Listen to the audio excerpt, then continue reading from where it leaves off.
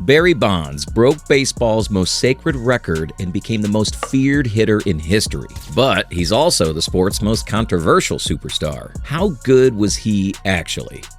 Barry Lamar Bonds wasn't just born into baseball. He was practically destined for it. Born in Riverside, California in 1964, his father, Bobby Bonds, was already a major league star. His godfather, Willie Mays, the say-hey kid himself. Growing up, Barry had Hall of Famers as family friends and spring training as his playground. But that privilege came with enormous pressure. Barry wasn't just another kid playing Little League. He was Bobby Bonds' son, and everyone expected greatness. His father was tough on him, brutally honest about his weaknesses, never letting him coast on natural talent. This created a chip on Barry's shoulder that would fuel his entire career. At Serra High School in San Mateo, Bonds was already showing glimpses of his future dominance. He hit .467 with 7 home runs as a senior, but more importantly, he was developing the plate discipline that would later terrorize pitchers. Even as a teenager, he understood the strike zone better than most major leaguers.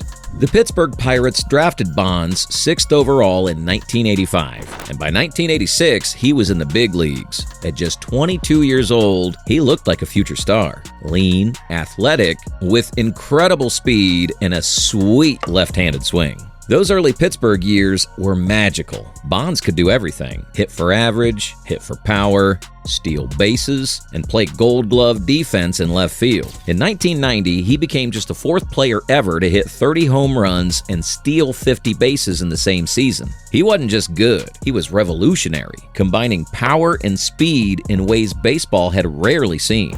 But there was always controversy. Bonds was moody, difficult with the media, and cold toward teammates. Pittsburgh fans loved his production, but weren't sure what to make of his personality. He won MVP awards in 1990 and 1992, but the Pirates kept losing in the playoffs. Individual brilliance wasn't enough. After the 1992 season, Bonds became a free agent. Pittsburgh offered him $34 million over 6 years. Huge money at the time. But the San Francisco Giants offered him $43.75 million over 6 years. And Bonds was going home to the Bay Area. When Bonds arrived in San Francisco in 1993, he was already one of baseball's best players, but he was about to become something else entirely. Playing with hometown team, with Willie Mays watching from the stands, Bonds elevated his game to unprecedented levels. In 1993, his first season with the Giants, Bonds hit .336 with 46 home runs and 123 RBIs. He won his 3rd MVP award, but more importantly, he was developing an almost supernatural understanding of the strike zone. Pitchers couldn't get him out because he simply refused to swing at bad pitches. By the mid-90s, Bonds was putting up numbers that seemed impossible. In 1996, he hit 42 home runs while stealing 40 bases, becoming just the 2nd player in history to join the 40-40 club.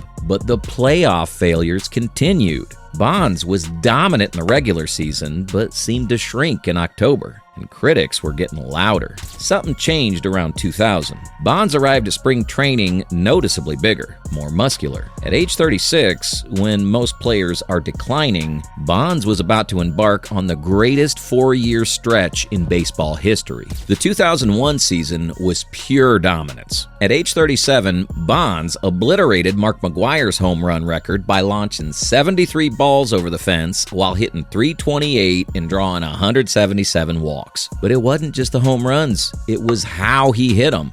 Massive, towering shots that left pitchers shaking their heads in disbelief. He was intentionally walked because pitchers were literally afraid to challenge him.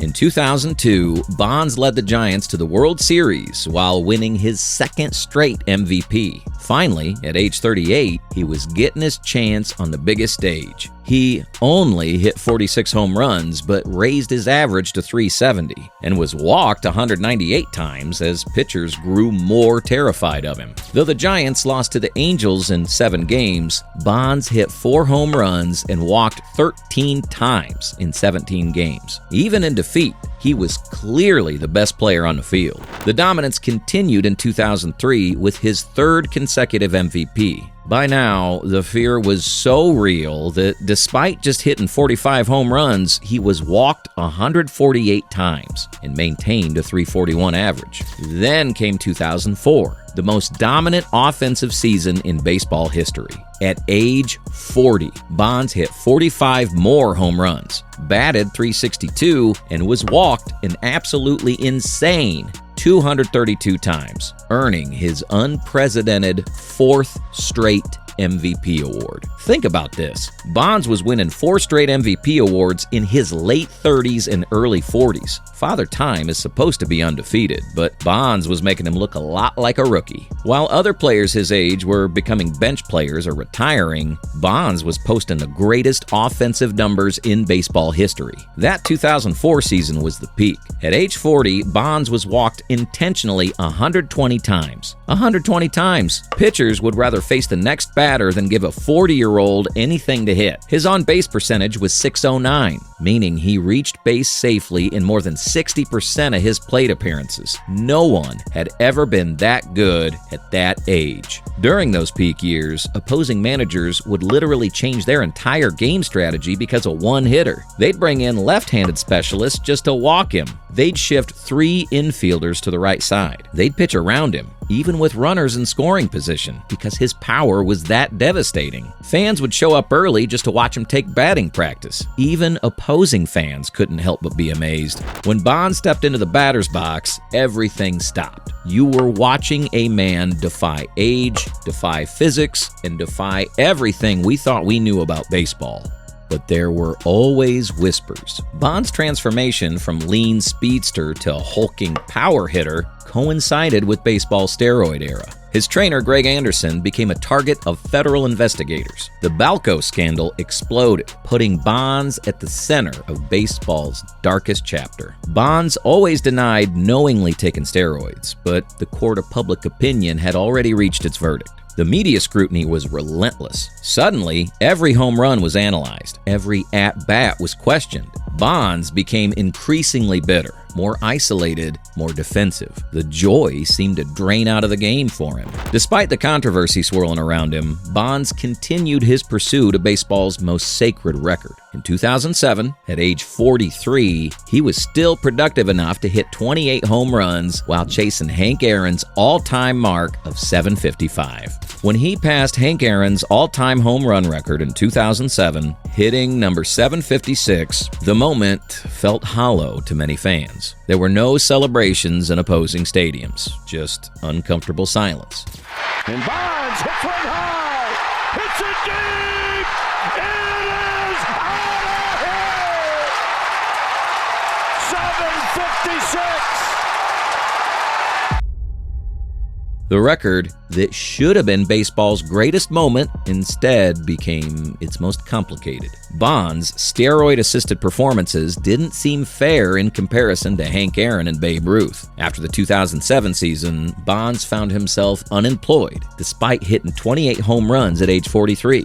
No team would sign him, whether it was the steroid allegations, his difficult personality, or simply age catching up. Barry Bonds had played his final game. He retired with 762 career home runs and 7 MVP awards. No other player to this day has won more than 3. Bonds had a .298 career batting average and 2,558 walks, the most in baseball history. By the statistics, he might be the greatest hitter who ever lived. Let's put Bonds' peak in perspective. From 2001 to 2004, he posted a 1.400 OPS. For comparison, Ted Williams' career OPS was 1.116. Bonds' 4-year peak was better than the greatest hitter in baseball history's entire career. His record-breaking 762 career home runs, his 2,558 career walks, 700 more than anyone else in history.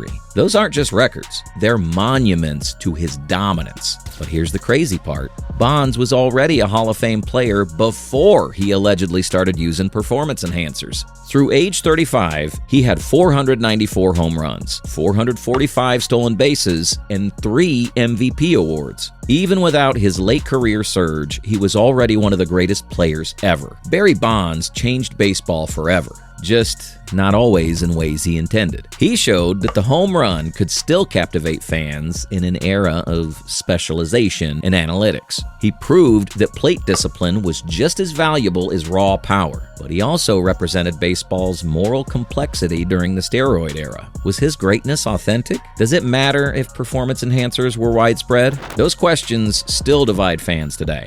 The Bonds era left scars on baseball that still haven't fully healed. An entire generation of fans grew up questioning everything they watched. When a player hit 50 home runs, the first question wasn't, how amazing, but is he clean? When records fell, celebrations felt hollow because fans wondered if they were witnessing greatness or chemicals at work. Baseball's credibility took a massive hit. Parents stopped pointing to sluggers as heroes for their kids. The naive joy of watching moonshots was replaced by cynical skepticism.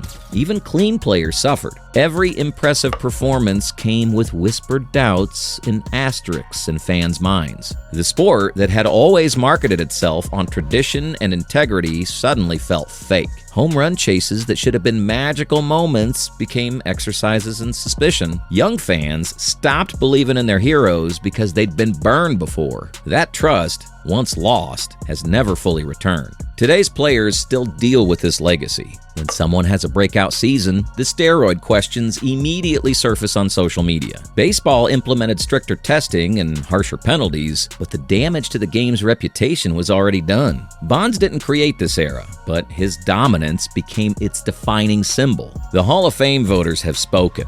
Bonds remains on the outside, despite numbers that should have made him a unanimous first ballot selection. Maybe that's fitting for a player who always existed outside baseball's comfortable narratives. Today, when a player works a deep count or turns on an inside fastball for a moonshot, you can still see echoes of Barry Bonds. Love him or hate him, he remains the standard by which all great modern hitters are measured. He was the home run king, the most feared hitter in baseball history, and the sport's most complicated superstar. But most of all, he was a reminder that greatness and controversy often walk hand in hand. Thanks for watching. Do you think Bonds belongs in the Hall of Fame? Comment below to let us know what you think, and subscribe for more legendary baseball stories every week. This is Inside Baseball, where we bring you the best of the game.